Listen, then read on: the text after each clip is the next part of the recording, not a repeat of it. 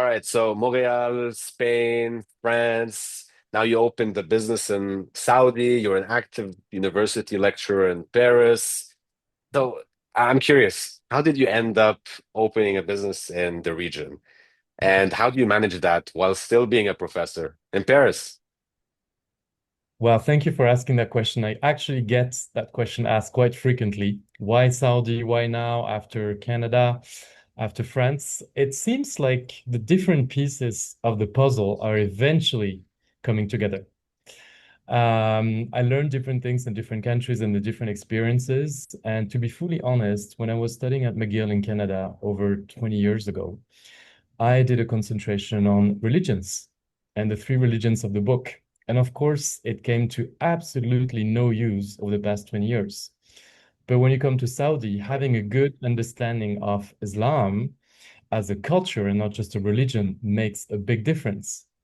So sometimes we do things and it only comes to be helpful later in life. And that's the beauty of entrepreneurship because you can choose what parts of what you have learned, what you have done in the past will be useful in your venture. I love this mindset that whatever you do probably has some value. Maybe you don't see it now, but it will pay off eventually. So I'm curious about your relationship let's talk about the relationship with Saudi.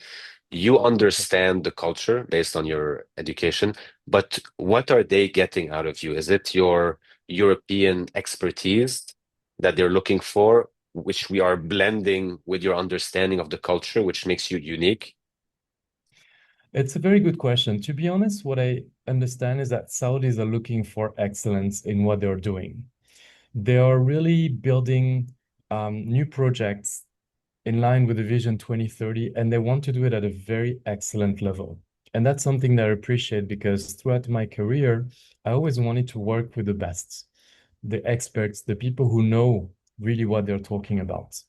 And so coming here in Saudi, um, having worked for BCG, having worked for the best luxury houses around the Place Vendôme, Chanel, Van Cleef& Arpels, LVMH, is something that the Saudis are very attentive to. Having studied at McGill, having studied at ESCP, they're careful about that. That's the first thing. Some people would say, oh, name dropping. No, it's not name dropping, it's filters. People want to make sure that they're meeting the right people that are bringing the right expertise. So that's the first point. The second point is humility. I think it's very important to come into Saudi and be humble about who you are. And I'm a guest in this country. I'm someone who comes here to start my company, bring the expertise that I will have, and see if there is a market fit. So I'm not in a strong position nor in a weak position. I'm on an equal foot position. And I really actually am very thankful to a country that welcomes me to open a company. And if you look at different countries in the world, not everyone is willing to do that. And so last but not least, of course, the expertise that's relevant to the market's demand at the moment. When you have a two-digit growth economy, when you're hiring very fast, when there is basically a Saudization policy, and it comes to talent, you have some challenges to tackle. You have to make sure that everybody is skilled, that everybody is engaged, that you can keep your talent because there is a real fight for talent. Companies are willing to put plus 20% to get somebody, something that I've known when I was much younger in France, but that does not exist anymore. So once you understand the context, and you only understand the context by talking to the people, then you can see there's a market fit with what you have to bring, the neuroscience, the business development, the training, the program, the transformation programs, then it becomes interesting for the Saudis. I'm I'm curious about your path, Frederic, because you've worked at these gigantic companies. You're probably very well respected, or else you wouldn't be a lecturer in these iconic universities in Paris, but you still chose to start your own business. And Yeah. that's not easy. I mean, people assume if you're good at your job, you're probably good at opening, but it's not. It's completely different skills. So, can you tell me how you took this leap of faith, not necessarily just because it's in Saudi, but to start a business? I mean, leaving the comfort of being a part of the largest organizations in the world and starting from zero. Um, it's funny because a lot of people around me think, well, why? It's so bold, it's so brave. You're starting your company, you're moving to Saudi, and for me, like, yeah, whatever. It just feels like the natural thing to do. So I think there's a gap in what I'm experiencing and what people perceive as a challenge.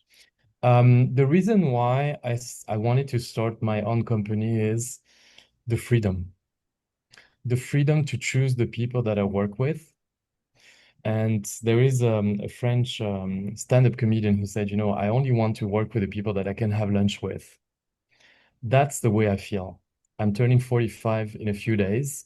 I want to make sure that I spend time that I work with the people that I have affinities with. And for me, that's very important. The quality of our life depends on the quality of our relationships, whether it be personal or professional. And when you're independent, you can choose more easily that the people that you work with. And for me, that's paramount.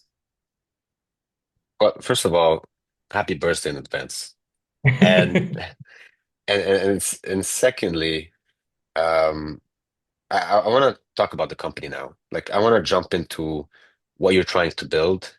I mean, obviously, you've discussed your credentials and what you've done, and that's obviously linked to the skills that people need in the region. But how exactly does that work? How do you teach people? How do you acquire those contracts as someone who's coming from outside? Can you first tell us what you do exactly and how you were able to penetrate the market? My passion is full potential. I love people, teams, and organizations to be at full potentials. And what I bring to the market is a set of tools, trainings, engagement programs to make sure that everyone is at their full potential. So, at the moment, we have amazing, amazing help like we've never had in history when it comes to the technical skills. We have AI. So people are becoming more and more digital. The hard skills, we have great universities, we have AI, it's going up like crazy. But when it comes to being human, when it comes to knowing yourself, when it comes to interacting with others, when it comes to interacting with others from different generations, from different cultures, from different departments, even within the same company, when it comes to engage your team, when it comes to lead your team, when it comes to manage your time, what do we do? Where's ChatGPT? And so that's what I want to bring to companies at the moment. I really want to bring those soft skills and the neuroscientific background with it to make sure that everybody achieves full potential. I don't want people to work more. I just want them to work better. Frédéric, I love the way you frame it on your website. We elevate soft skills in the AI era. We help you be brilliantly human in a robot-filled world. Every day I log into, I open social media. It's about this new AI tool, this company doing this new tech that's going to take over the world. Robots are coming. But we never talk about us. Like, where's our position? How do we communicate with each other? And so I really see the value in this because a lot of people that get promoted, a lot of people that leave their company, it's usually because of human to human interaction. It's the way you communicate, the relationships you have. So I really understand this. And unlocking someone's full potential, it's such a strong and uh, powerful way of framing it. So how do you do it? Because each person is completely different. How do you do this? Each person is completely different, yet we have some universal mechanisms. We have some grids that allow us to read human beings. And that's what I would say I spent the past 2 decades doing, trying to understand and crack humans. Now, I'll tell you the truth. The job is not over. I'm learning still every day. being in a new culture. The neuroscience is also advancing every day. So we're learning very much every day. That's why it's important to keep up to date and not to be on outdated tools and theories. So that's very important points. And then I listen. I listen to people. What are their concerns? What do they dream of? What are their pain points? You don't necessarily have to always talk to the CEO about to understand the company and what the pain points are when it comes to talents. Talk to everyone and then see, okay, there is a challenge. And every time I see a challenge, there is an opportunity. That's the point more about companies. And then we have individuals. In Saudi, individuals see that there is a lot of potential for career progression, but they don't necessarily know how to do it because everything is being built. And that's how, to my surprise, I got a lot of requests for individual coaching because people want to make sure they're ready to seize the opportunities that they're being offered. Frédéric, your time is extremely valuable because you are literally coaching people. You're teaching students. So your time is spent in various places. I want to ask you, have you considered taking the service that you're providing and your experience and in order to scale it, make a product out of it? Or is it impossible to do because it really requires you as a human because it is your profession. You're trying to remove the AI and keep it more human. But do you feel it's possible in the future for someone like you to make a product? That is the fundamental question, which is going from a one-man show to a product. And if I were to tell you, no, I'm the only one who can do it, I think that would be arrogant in a way and wrong. And it wouldn't be my mission. My mission is not just to be here and, do the show and make sure that I reach out to as many people as I can because I only have 24 hours a day. So that's a very key question. And the answer to that is, of course, I want to scale, and of course, I'm planning to scale. And there are two avenues to scale. The first avenue is by building a team of coaches, of Saudi coaches. I want my company, Duende, to be a Saudi company. Then, of course, they can reach out to other countries, but as a Saudi company. Because I truly believe that the values of Saudi culture, which are hospitality, respect, are key. They are paramount, and they are actually soft skills that we need to include more in the workspace. So that's for the first step, building a team of Saudi coaches. Then the second step is going digital. I know it sounds very paradoxical because we're talking about soft skills, but when we go digital, we can scale, we can reach out to more people, including geographically. And it's going to be the challenge is going to be to find the balance to how much digital do I want to go in order to keep being as human as I want that project to be. So if I look at the business development and how I want to expand, this year it's a one-man show because I need to know the markets, I need to get the connections, I need to sign the contracts. And next year, once I have signed the bigger contracts, I start building the team of Saudi coaches and I start to go digital. So I go step by step. I want to close with this. When you work with companies, do they know what they want or do they know they can be better? Because if you're coming in, are they like, help us improve in this area? Or they're like, help us become better, more efficient, help us unlock people's potential? I'll be very honest with you. First case, companies that are like, oh, we have a problem, help us solve it.